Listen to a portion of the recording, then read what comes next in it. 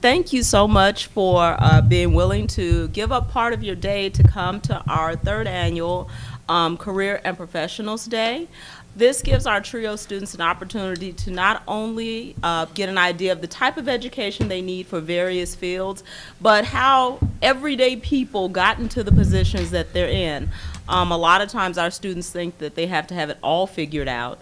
And we want them to see some of the journeys that different people took in various career fields, be it through a 2-year college or directly to a 4-year college and through graduate schools. So I'm going to introduce our panelists today. I forgot to do this yesterday. I'm going to introduce myself. I'm Arnitria Shaw. I am the Director of TRIO Student Support Services, and I'll start from my far left. We have Dr. Anthony White. Anthony was a police officer and worked in law enforcement for 28 years. This included military police, U.S. Customs, and overseas policing. He has a PhD and a master's in criminal justice, and he's worked in education as a full and adjunct professor for 20 years. His content areas are criminal justice, sociology, and political science here at Illinois Central College. Thank you for joining us, Dr. White. Next, we have Yolanda Riley, and she is a native of Peoria. She has a JD from Southern Illinois University of Law. She is a new staff attorney at Prairie State Legal Services and serves on the executive board of the local ACLU. Thank you for joining us, Yolanda. Thank you for having me. Next, we have Denise Jackson, and Denise works for WEEK-HOI Channel 19 as a news reporter. She has a bachelor's degree in journalism from Bradley University and started her career at a radio station in Buffalo, New York. She spent 11 years working in upstate New York before returning to Central Illinois in 1999. She has enjoyed being home with her family and relatives. She loves reading, traveling, yoga, and doing community service projects. Denise says the best is yet to come. I believe that. All right. And last but not least, we have Kyle Bright. Kyle is an admissions advisor at Methodist College of Nursing. He worked for the Children's Home for 4 years as a case manager, then for 7 years as an admissions representative, chair of the Minority Retention Committee, and coordinator of the Success Luncheon and VIP tours here at ICC. Kyle has a bachelor's in media productions, a master's degree in higher education, and is currently working on a doctorate in higher education leadership. Thank you for joining us today, Kyle. Thank you.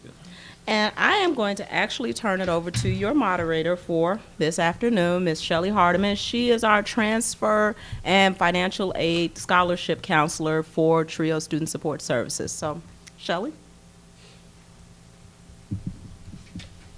Okay, the format we'll start with Dr. White. I'll ask the question, and if a particular question doesn't address you, you can move to the next person.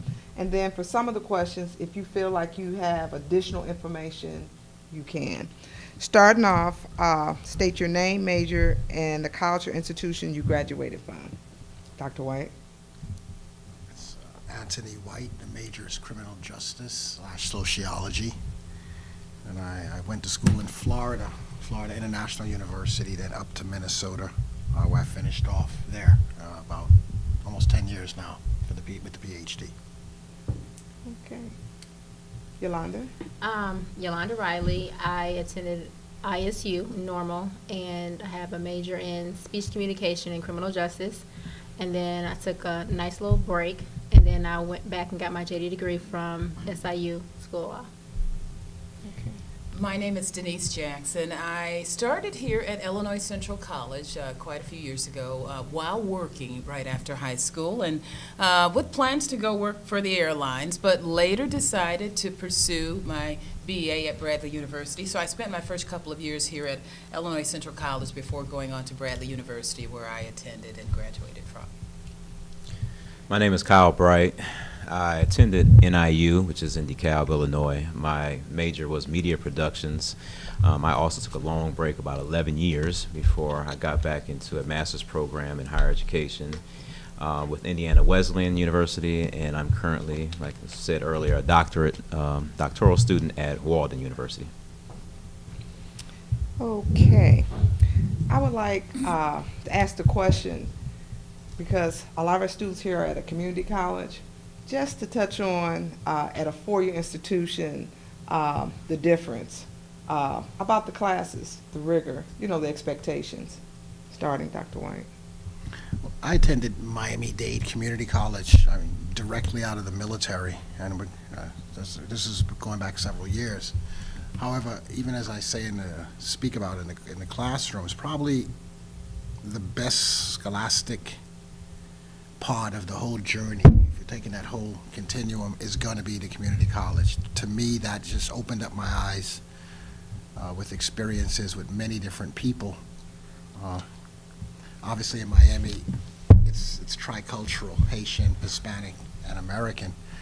That really opened up my eyes and taught me how to learn, how to study, how to research, how to get along with other people that I probably might not have gotten if I just went somewhere else that was more secluded and less inclusive. So that experience at Miami-Dade Community College is similar to what many students get here at ICC, I've noticed while I've been teaching here. And I would never turn that in. It's probably the most rewarding of all of the schools, was the first 2-year community college, affordable, doable. Yeah, learned a lot there. Your experience at ISU. I've actually went to ICC during the summer, so summer breaks I would come back to ICC so that I can make sure I got out of the four-year university in 4 years, because I think back then, I'm not sure if they're doing now, but they were cutting the Pell Grant off, like, after 4 years, you were stuck. So I made sure I got in and out, and I did that by coming to ICC during the summer to take the summer courses. So I think the difference between the classroom size, obviously, is a lot smaller, which is helpful when you are maybe struggling with a subject or trying to get to know your professor better and know what he or she might want. ISU has, not every class is very large. Some classes are actually small, like ICC might have, but especially your first year, if you're going straight to a four-year university, it is large lecture halls because the freshmen are large classes, so they pack everybody in a room instead of having a lot of small classes. So that's a difference. And of course, like he mentioned, the cost, it's a lot more affordable at a 2-year university than going to a 4-year. And it's also a lot more affordable to do a junior college during the summer instead of going to ISU and trying to get some sort of college credits during the summer. So those would be the differences for me. One of the things I liked a lot, I started at ICC with plans to go work for the airline. So I was taking a bunch of foreign languages, and the junior college, like most college campuses, but I think it's more flexible now in terms of the offerings and the number of campuses, because when I started at ICC, I only remember a downtown campus and this main campus, but now they've got the North Campus and they've got locations in other places. So, you have the flexibility to explore maybe more than one major or minor. You're just starting out at the junior college level, so you're really not into a declared major yet. So there's a lot of flexibility. I worked most of the time. I went to junior college, so the hours for classes were really flexible. So I found that very accommodating. And again, the studying. I remember it was when I went to ICC. I used to be intimidated by numbers, but I took an algebra class. And I found the tutoring services to be excellent. I mean, there's always postings about tutoring labs and things like that, so that was one of the things I enjoyed a lot. And I found that the junior college gave me an opportunity to just do things that I didn't take advantage of in high school, and it prepared me greatly for my years at Bradley University. So flexibility, the offerings, and the ability to work while attending classes was good. And I would agree, like the panelists before me, the importance of the community college or junior college, and how you can use it along your educational path. My path was similar to Yolanda's in that I used ICC during the summertime. Going to Northern, then coming back to Peoria during the summertime. ICC was very vital in me getting things done or making up things, should I say. And I think about 20 years ago is when I was in summer school here, and most of us know, or students in the audience know that it takes about 120 hours to get a bachelor's degree. One summer I came home and I was able to get 15 hours done at ICC in a 12-week span because of how they're mini masters now, but then there were mini masters like around the clock, but there's still mini masters. So those are some of the flexible things that Denise talked about that you can take advantage here at ICC, to push you forward and forward. So that was my experience, with the community college, and those are the most important, probably most important 15 hours out of the 120 hours of my bachelor's degree. Because if you know what a mini master is, it takes 4 months and it just crunches it down into 11 days. Okay, so, and I wasn't the best studier in high school, nor was I the best studier and time manager my freshman year at Northern. But that freshman year summer, I was able to really, it was like a boot camp, an educational boot camp, where I was able to use that to, move forward, and I even use it today, that experience. Our next question is, list your current employer, your job title, and your job duties. Dr. White. Well, currently I'm employed by Illinois Central College, professor, again, of criminal justice and sociology.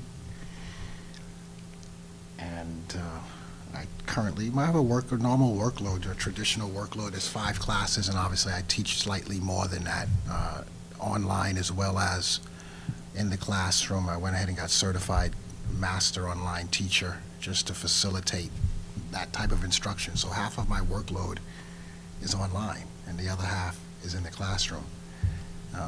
Some people or individuals, sometimes you think that you're teaching online, that it's probably more arduous or harder to teach people online than it is face-to-face, because we're missing that connection, the way I look, the way the tone of my voice is. So you spend more time on that, there's no doubt about it. And then you're trying to create this community with the students, because many students, we always say that students, they're technology, they're this and that. Yeah, but it's not the type of technology that's going to get you ahead further faster. So you're trying to get them on board with this without making the class about technology. You want them to learn as much as possible. So it's pretty interesting when you ask me that, because as a professor, you just have to want to do these things. If you don't want to do them, then that's where the issue comes in at, because students are always willing to learn. It's just the ability of making that connect to them. They wouldn't be here, the majority of them, if that wasn't the case. So the duties are vast. I advise students as well, academically, for classes, which is the best route to take and what not to do. But more importantly for me, we actually help them to try to get their careers going. We literally help them to get their careers going as part of the duties. We bring in the police departments and everyone to come in and get those applications to those individuals. Okay, Yolanda. The question, okay, so I am a staff attorney, that is my title, at Prairie State Legal Services, and I work on 2 types of cases. One would be, the clientele would be the workforce downtown, and those clients that may have issues, legal issues on their background, that may be a barrier for them getting a job. So myself and another attorney would be working on those cases, getting things expunged or removed or sealed, or maybe litigating a case so that, we could figure out how to get that situation rectified so they can go forward with finding a job. And another set of cases I'll be working on are for the DCFS children or kids that are ward of the states. And the specific issue now is a lot of minority students are being sent to the office, and instead of maybe talking to those kids about whatever issue they may be going through with them being in foster care, a lot of times the principals are quick to suspend those students. And so this is an issue that needs to be addressed, and so they're bringing in attorneys to work on those particular cases for those kids. So those are the 2 type of cases that I deal with. Okay, Denise. Well, I am a reporter at WEEK. I have been there longer than I've been at any station. This May will be 18 years, and so I'm kind of responsible for participating in news meetings daily, deciding what stories are important to the community and what to cover. I've done a lot of, pretty much covered just about everything, but consistently I've covered the state legislature pretty much for the last maybe 15 years or so. That's been a real learning experience. And I typically oftentimes will go to the courts and have to navigate through or sit through trials, and sometimes you have to do a lot of research before you're actually able to go out and actually feel comfortable telling all sides of the stories, because a lot of times there are more than just two sides, and so it requires a lot of research, current events, knowledge of what's going on, and just trying to gauge the pulse of what's happening in the community. So you're required to read a lot, know what's going on, and then we're also required to post a lot of stuff on social media now because, well, not as many people are watching television today as maybe 20 or 25 years ago. They're getting their news off of social media, so we do a lot of that as well. So it's an education every day. I enjoy it, and I can't say that there's a day that goes by I probably don't learn something new every day. So I'm a admissions advisor for Methodist College, so my priorities are to, or main duties are to work with BSN students. I'm also medical assistant students and nursing assistant students, which all have, specific criteria for that, program. But the nursing program, which is, what Methodist College is known for, my duties are to get, first year students, in through that first year, create program plans, analyze degree audits. I have to talk, a lot of medical terminology. I'm not a nurse by trade, obviously, so, but I have to pretend to be one and, know what a nurse goes through, to get them through until I get them to their faculty advisor, which is an actual nurse in their second year. So, day-to-day duties are, a lot of, phone calls, emails, responding to emails, personal appointments. It's still a lot of community outreach. I think I'm here at ICC in the atrium, maybe 2 or 3 times a semester, for any students that are considering transferring from ICC to Methodist College for the BSN program. So that kind of, pretty much is what I do. The next question is, what is the culture of your particular place of employment? This is real important because a lot of times students will complete their academic classes and they'll go work for a particular employer, and sometimes they make bad decisions that could affect them being written up or even terminated. I've seen students have at least 3.5 GPAs, but there was just a lot of things about the workplace that they didn't understand. There's some things you could do at some places, and some other places you can't. If you, at your particular place, if this question, you can talk about it. If not, the next person. What would you think, Dr. White? Are we speaking about ICC or the police? Which part is in particular? Well, ICC? well, some of the criminal, what I'm Probably thinking both, huh? is, some of the criminal justice students Right. that will complete their degree, Sure. some of them probably will go on and work for the police department. Mhm. Well, outside of their job, they have to carry themselves a certain That- way, okay, otherwise understand. they can lose their job. Could you maybe Sure. talk about some of the things you might, in your classrooms, talk to them about? Well, you and I have had this discussion before over your desk a couple of times. At the end of the day, going into law enforcement, clearly, especially during these times, and it should have always been, it's a lifestyle, it's a way of life.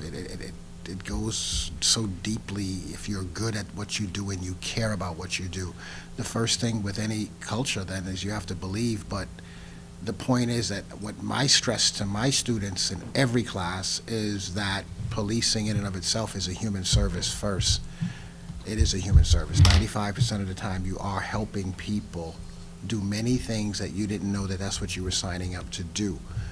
Once we cross that hurdle, then they understand what the culture of policing is more readily and easily.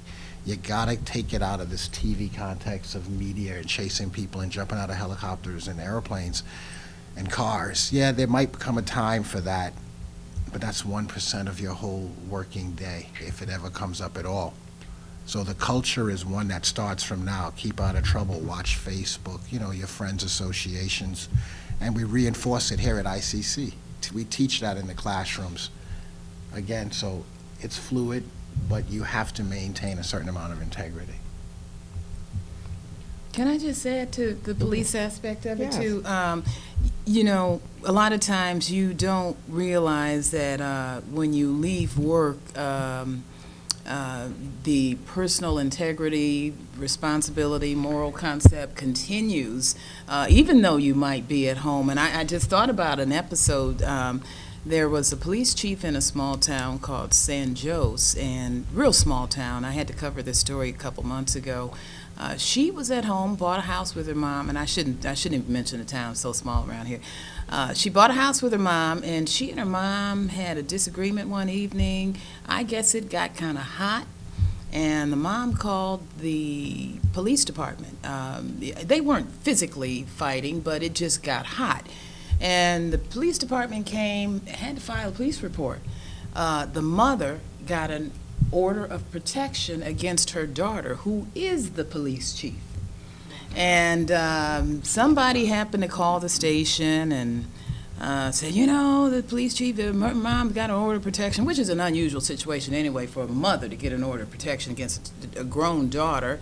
But I had to go cover the story, and the mother was, she was really unhappy about the information being leaked to the public. But police officers are almost like public officials to some degree. Even though you might leave the job and you go home, and you can't go home and get in an argument with your wife or beat your husband up or your spouse or whoever, because there's a moral responsibility that goes along with being a police officer. And apparently, I don't know if she realized it, she was at home. That moral responsibility continues, but the information got out there. I had to do a story about it. And she was, because she's a police officer, and the law says if there's an order of protection put out against you, you cannot carry a firearm. So she had to surrender her firearm. So she went to the village board and told them, my mom and I had a disagreement. I have to surrender I'm letting you know about it because I have to surrender my firearm. Well, when that happened, they said, you're the police chief, and she was put on leave, and on and on and on. Well, make a long story short, her mom didn't show up for court for the hearing for the order of protection, so it was automatically dropped. So she was reinstated, but eventually lost her job, I think due to some other circumstance. But my point being is, if you take on a job as a police officer, there is a moral responsibility that goes along with that, in and outside of work. And in work, you might, sometimes we come back to work and I hear what I consider shop talk, people making comments about somebody who might be a transgender or who might be gay or whatever. You have to be careful because we live in a society that represents everybody. Everybody. We have those people that hold jobs, public jobs, so you could be written up for saying something or making fun of people, and just because your co-worker might get away with it doesn't mean that you will, but there's a moral responsibility that comes along with your job that I think we are obligated to conduct ourselves in a professional manner at work and at home, because at some point with phones and cell phones and everything else, information gets leaked to the public, whether we want it to or not. So we have to always be careful about how we conduct ourselves in and out of work, and don't take for granted that just because you're off work, you can go get drunk or do whatever you want. Because trust me, if I got pulled over for a DUI and it was, it was written up somewhere, my boss would probably come to me and say, Denise, you were out drunk and driving. Why were you doing that? So it could cost you your job. And a lot of times when people make decisions, they don't think about the repercussions behind it. even if you're at home or happen to be off work. But so, you know, there's a culture that you have to adhere to at work, in your personal life, at all times. So, you know, there are consequences that go along with it. So, in this case, it costed her job, and so we have to be mindful of those things, too, when we make decisions about how we're going to behave or act. I didn't mean to cut in front of you. I'd have to agree with that, of course, being mindful of being professional in a professional setting. I think the further you get up in your professional career, you clearly have to start moving differently, and that even involves the people that you're around. Even professionally, just going through the processes of becoming an attorney, dealing with like externships and internships, and it's a lot of different personalities you can imagine in law school, the know-it-alls, and, you know, a lot of arrogant people that I've had to deal with, and it's probably the most I've bitten my tongue ever in life. And that's kind of what you really have to learn how to do, and for somebody like myself, it's hard. So, because Peoria is a small community, even when you think it's not just Peoria, maybe you want to move somewhere else. I was in Atlanta 6 years before I decided to go to law school. Atlanta is really a small community when you think about it. So, you know, people talk about your professionalism or lack thereof, and that kind of sticks with you, even if you are probably warranted in your behavior that you think somebody might have deserved that read. That still will carry on with you. And so I think that you have to be mindful that the culture itself, sometimes it can be cutthroat, especially when you're working in larger firms. The more money you get, it really is, the more problems. The more you have to kind of look out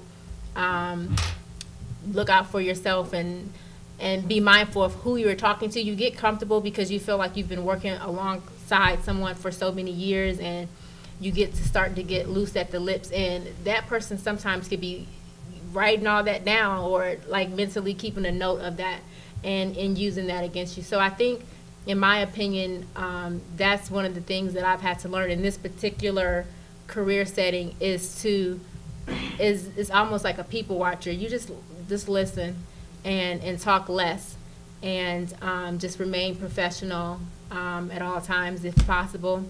And I think that any position you're going to be in, even if it's my first job was a cashier at Thompson's Food Basket a long time ago.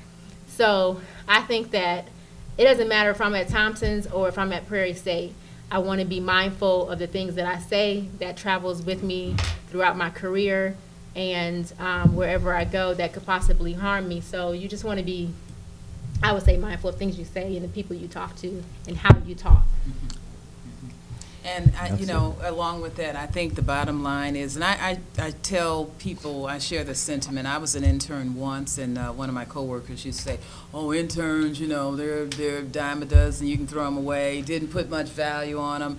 And my mindset is, Doug, you treat everybody with respect the way that you would want to be treated. And I remember being an intern and watching the behavior of a news person, and I thought to myself, you know, sometimes a good person can function well under stress. You know, you learn techniques, you learn what to do.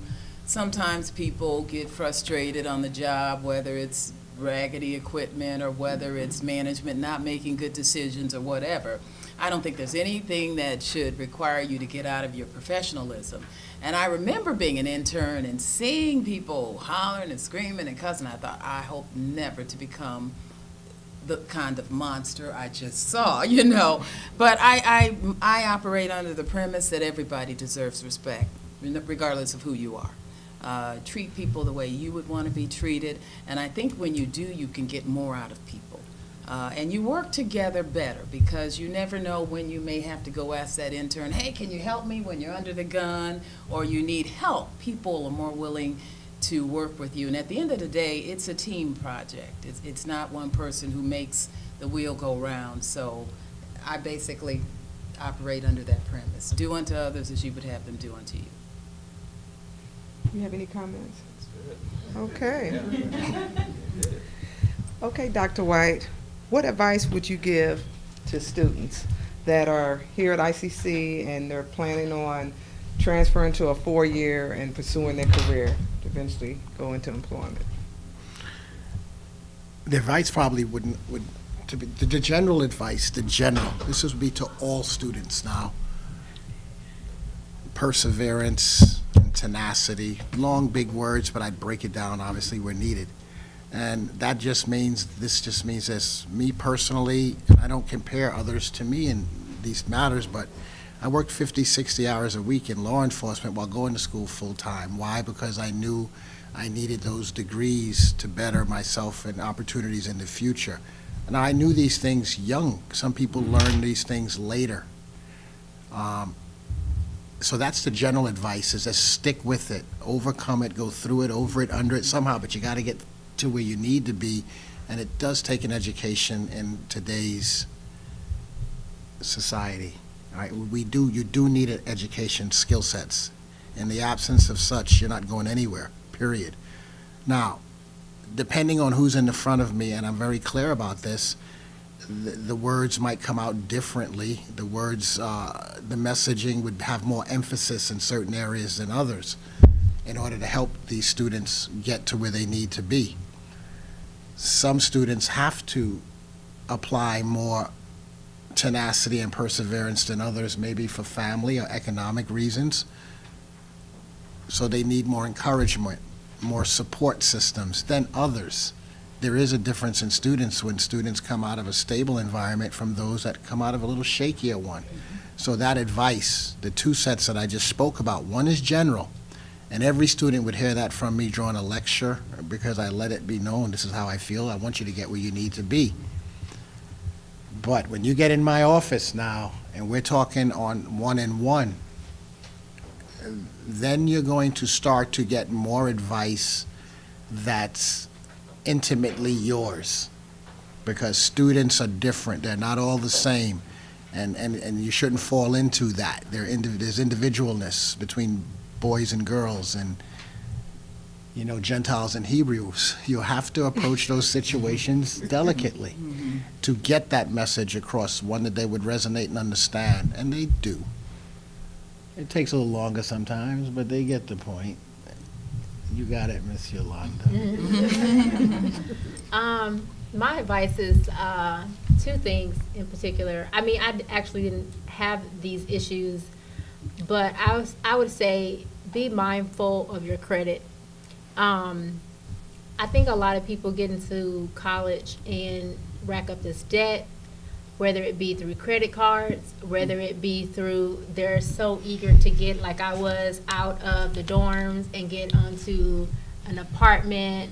If you are able to save that money and live with a parent or whoever, save that money. I'm telling you, that debt, I was blessed where I didn't have undergrad debt, so I walked away from ISU with no debt.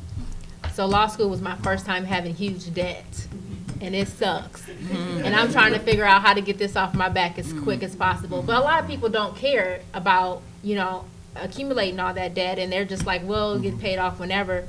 But I've always been like, how soon can I pay this down? Because that interest is interest on interest, literally. So, all that adds up, and people don't think about that. And you should be proud of where your credit score should be after you leave here, and you have to start working on it now. So that's one of the pieces of advice I would give. That a lot of kids don't leave home with their parents talking about credit and good credit, and being mindful of, hey, Manuel, I went to Manuel graduate. Being mindful of credit and debt. So that would be one of the advice I would get. And another piece of advice I would get is also to be mindful of your GPA, because it was one class, and I'm going to blame it on this particular class, and at ISU that dropped my GPA, where I just missed being honored, an honor student. So my last year, and so I probably should have argued with that professor to get that that grade where, you know, it needed to be, but it was my last semester, and I was like, whatever. But once you start to apply for graduate school or Yeah. any other, they look at that GPA and they take that serious, and that can be, those points could be a factor of you getting in over somebody else. So I would say to be mindful of credit and your debt accumulation and your GPA, keeping that up. Well, she just took it out of my mouth, Yolanda, but that was good. And you know, I thought about my niece here. She started off, she graduated from high school in Texas. Her mom sent her to a private school.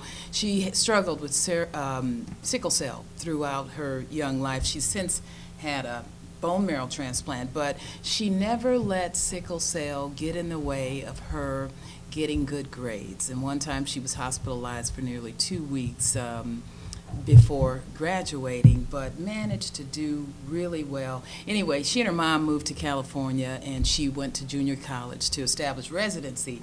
I remember her telling me she had told she's into wanting to be an actress, but she told a counselor she wanted to go to UCLA. She said the counselor laughed at her. And don't you know, she applied and she got accepted. And she graduated in 2013, but she didn't quit. And a lot of times you will have all kinds of obstacles. And sometimes, you know, those people that you look up to will not show you the support that you are looking for. And so you have to look within yourself. And if I could give any advice, I would tell people, don't ever quit. Sometimes failure should be a motivation to just keep moving and keep moving until you've exhausted all your resources, because only you know the true test of what your potential is. And most of us never achieve our full potential. So the challenge becomes to work to your absolute best. And if that's your desire to be the president or whatever it is, don't stop until you've exhausted at least all of your potential at trying to do so. Yeah, I guess I'm currently going to mix the last question, culture and advice, together. And I'm going to say something that's specific to healthcare and specifically Methodist College. When I left ICC and went to Methodist College, it was a kind of a shock. You know, I had to do I did about 5 immunization panels, okay? I got pricked about 6 times, you know. Blood drawn, of course you got to do drops and all that. But one thing I learned was, and here's the advice part, something I did know was that, you know, Methodist College, you know, nursing program does not accept any current nicotine users. So if you are a person, you know, get this on tape, if you are a person who is a current nicotine user, smokes cigarettes, you know, that might be something, you know, that you might want to try to eradicate, because it's just, you know, not allowed. That's under the, you know, the Unity Point umbrella, and I'm sure other healthcare systems are potentially moving towards that, but, you know, just something to consider. So that's pretty much what I have for advice. That's interesting. Okay. What is the typical dress code for your particular organization, Dr. White? Professors, Academic freedom. The reason why I'm asking Wear this question, whatever. different places, some places Okay, have yeah. flexibility. So everybody on the panel, It'd be it's a different. different workplace. yeah, Carl he hit it. There is quite a bit of flexibility. You'll find, depending on where your institution is located, clearly we're talking about ICC, or let's say right now, this area, or a local area.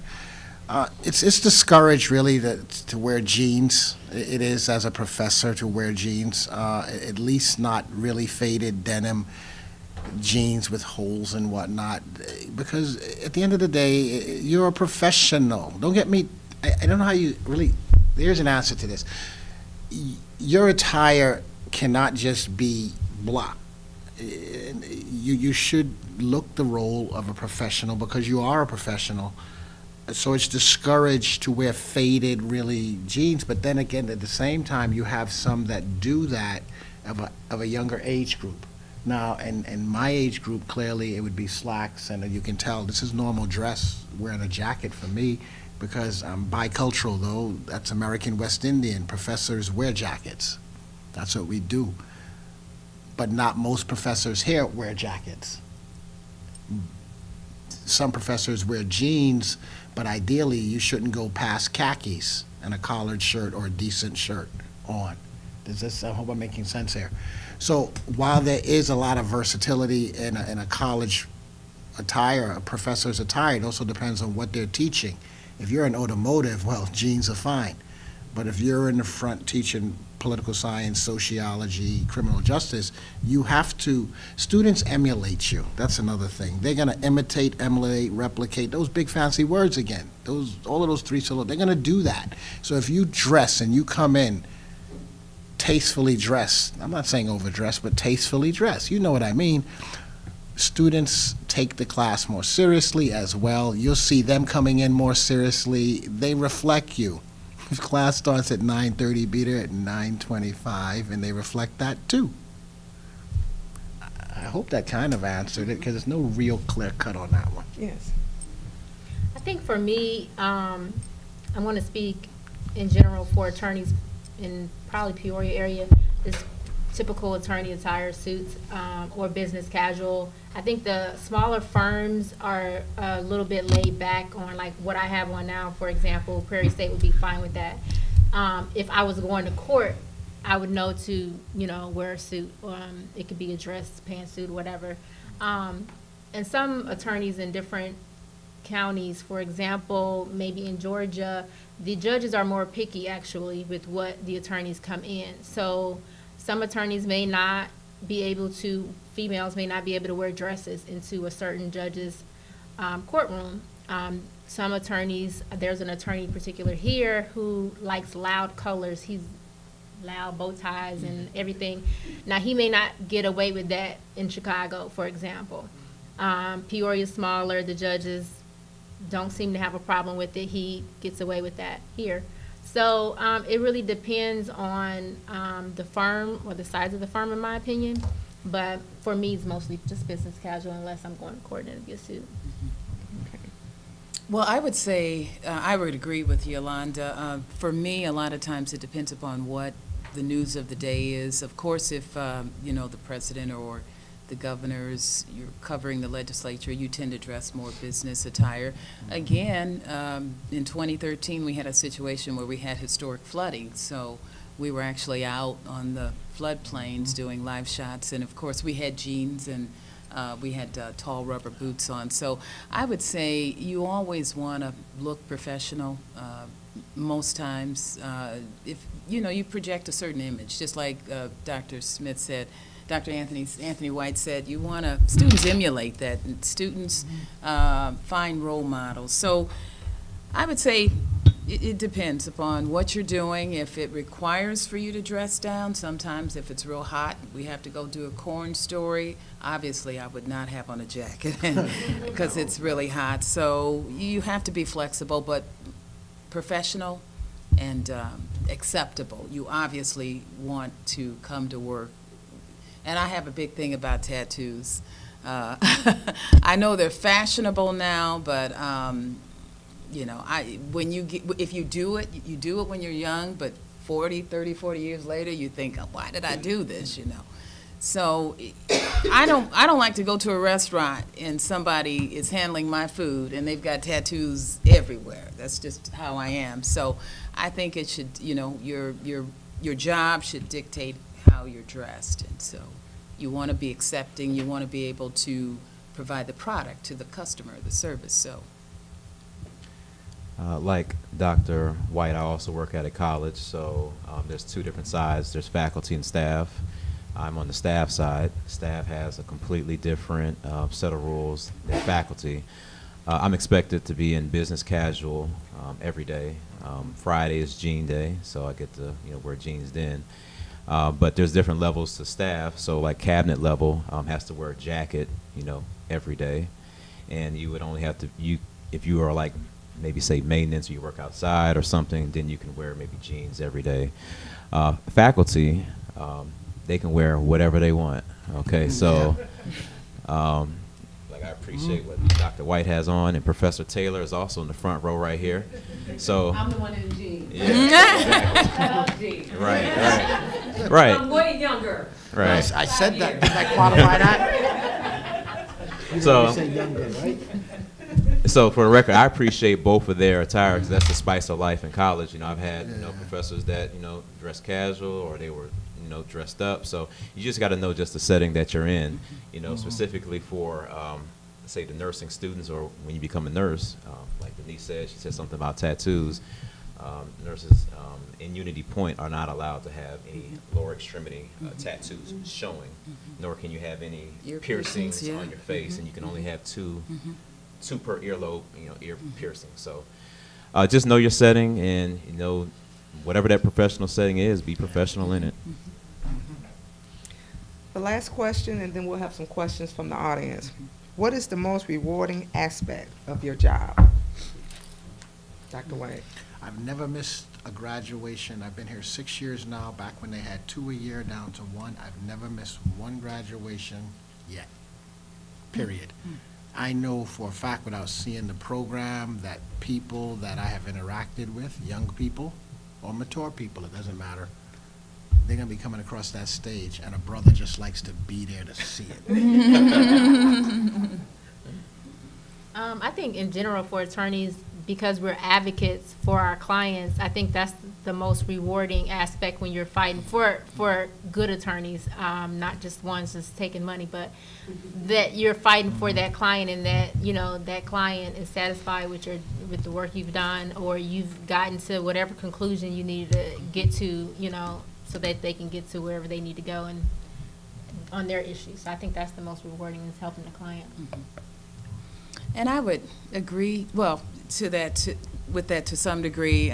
For me, it's the ability to affect change, and I think about the situation where somebody called us a couple years ago about a bad apartment building. It was terrible, and it was so bad, and it just happened that this was a low-income place, and the landlord was taking advantage of these people, so the city closed it down, and this man eventually lost his job. So the ability to affect positive change, I think, is very important. And then again, I would just say helping students, imparting whatever knowledge I have, or getting them to the right person to, impart that knowledge to assist them. I love what TRIO stands for because, I love working with first-generation college students. I am not a first-generation college student, and I know the struggles I had having parents that actually went to college.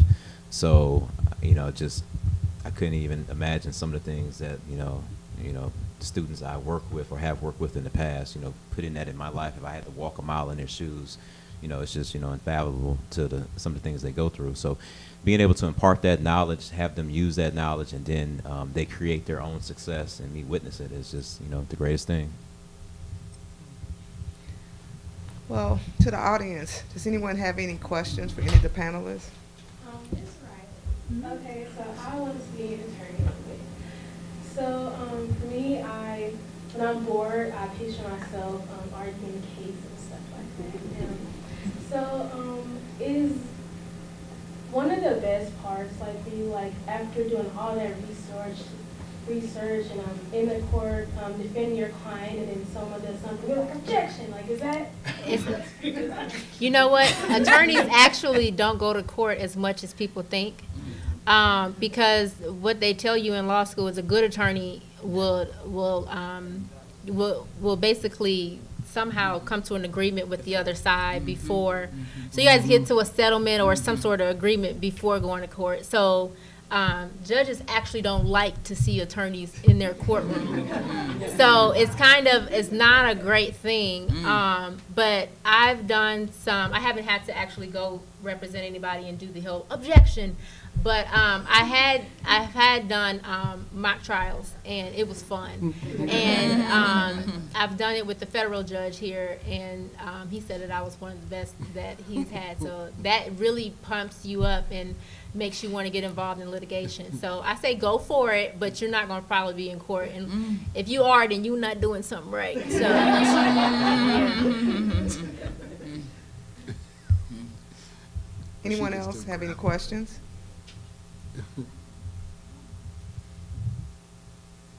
accounting, I said you going into accounting?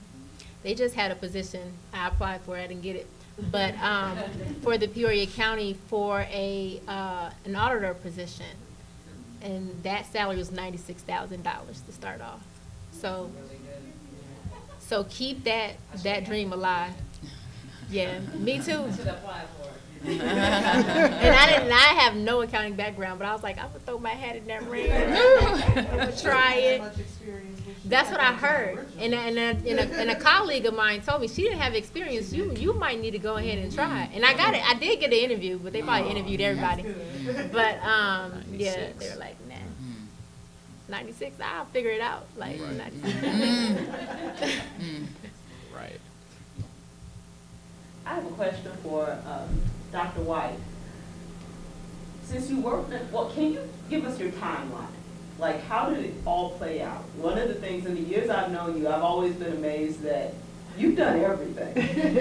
Like, you know, from the military to law enforcement to education, and you act like you're old, but you're not really that old. So I'm trying to figure out. Can you tell us what the path was, or how you at each stage like kind of knew that the next thing was what you wanted to do next? Well, I mean, it first off, because I mean, this is common knowledge because it's on my records here. I actually have a GED. I dropped out of school at 15. Both of my parents are college graduates. You know, I did the white thing because I'm white, Anthony White, for a while. Because clearly, when you're 15, your parents know not what they do. So, you know what I mean? So afterwards, by 17, exactly 17 years old and one day, I went into the U.S. military. The day I could turn 17, I quickly got a GED. Like, I got my GED before my high school class graduated. All right, purposely, and then just to show them, and then, because those teachers know not what they did.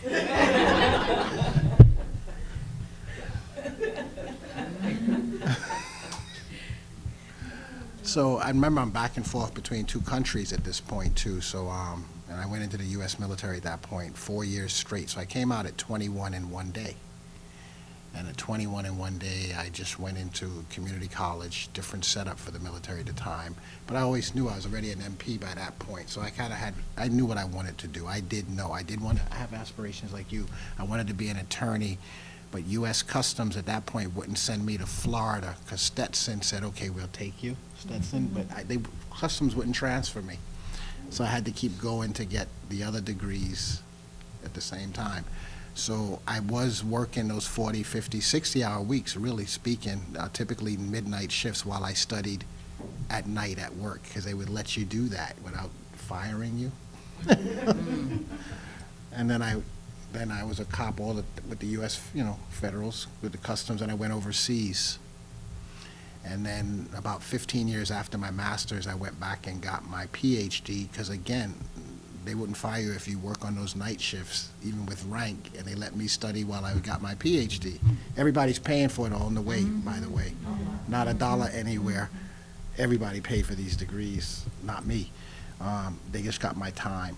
And then I was teaching. I started teaching with a master's degree as an adjunct, and then for many years as well. And then I started doing it full-time as well, too, while I was getting ready to retire. So I retired as a police officer 5 years ago, 6 years ago. And I put in 28 years into that. But it did start at 17, and it were like 2 years you take off. So, it's doable. It is doable for anyone. It just takes tenacity and perseverance. And when you tell people that life story, they don't believe it. That's why you never knew. Because people don't believe it, really right. So you don't tell a story like that. But it has nothing to do with being anything more than anybody else. It's just tenacity. It's just perseverance. Here is the hardest degree. Sorry. Oh, that's okay. Here is the hardest degree. I don't know how it was for the rest of you, but if you get your associates, all those other degrees are easier because this is where you learn to do research, where you learn to get along, where you learn to come to classes, where you learn that those lame excuses in high school don't work here anymore, accountability. You learn these things at community college, and if you learn them correctly here, your bachelor, your master, your law, I've never gotten a law degree, I Oh, can't say. no, that's not easy. I didn't say it was easy. Oh, okay. What I mean is, that once you get, know what I mean by that, let me be fair. Once you get past your associates, if you do it correctly, You have the tools, you're saying. is what I'm saying, to Okay. get through the other ones, because you'll learn that here. Here is where you can make errors, young people here, and then you fine tune your gift. I'm not saying getting a JD was easier than getting your associates or getting a PhD, you know? They give you bags, okay? But the point is, it's doable if you do it correctly here first, and it makes it easier then. That much I do know. Does that answer, Anitra? Yes. And Anitra knows me personally, so she can ask that question. Yeah, I kind of did it for the camera, so Oh. students think that you all hatched from eggs. Ah. If you hatched, you had a PhD, you hatched, you were an attorney. Yeah. That it just happened. And I think sometimes they don't get that. No, you're just regular people, and they're regular people too, so that all regular people can achieve great things. Yes, you're And I right. think once a student, you're always a student, even after you graduate, you are always reading and doing research, whether you realize it or not, you know. So it's a habit that's, if you don't mind the reading and doing the research, that'll just follow you throughout your career. Yeah. And I would say, you know, studying or work is relative. You know, easy is relative. You know, it depends on what we're talking about. I've had quantitative and qualitative research statistics class. I know Kamara, I mean, everybody's had some type of price statistics on this panel. You know, that was easier than some of the new Common Core that my second grade daughters bring home to me. It gives me headaches that I really, it's just, Really? so easy is just relative. It just depends on what we're talking about. Any other questions? Go ahead. Do you still have to take classes to keep updated with your profession? Are you talking to me? Attorneys do have to take what's called CLEs. So it's like, and then when it's free, it's awesome. Perry State has a lot of free ones, but sometimes you actually have to pay for the continuing legal education course, where they might teach you, for example, the family law is changing. A lot of family laws are changing this year. One in particular about child custody, how far you can go out of the state, in the state. Different issues on that, divorce and stuff. So if you take a CLE for that, you get, you know, so much credit. You have to take so many. I'm not sure how many it is because it's my first practicing year. But you have to take so many. So not actual courses like going to a school. A COE can be held almost anywhere. It can be held, you know, at Prairie State, or it can be held at a hotel in a conference center or something like that. So kind of some sort of continuing education, What does that mean, CLE? continuing legal education.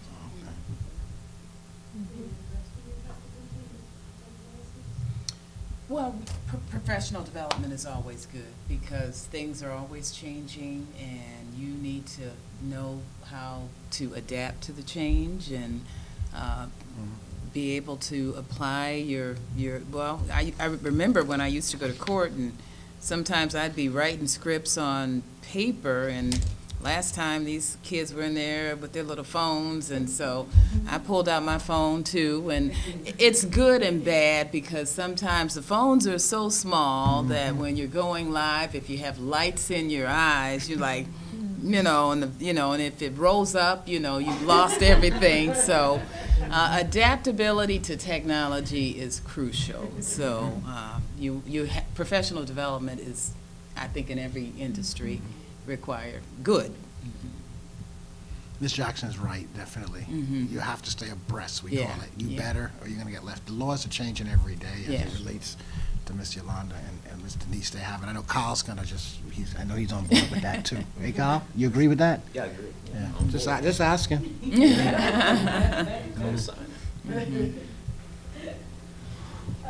Okay, so like even though I haven't completed my associates or got a bachelor's yet, the idea of law school is just like, you know.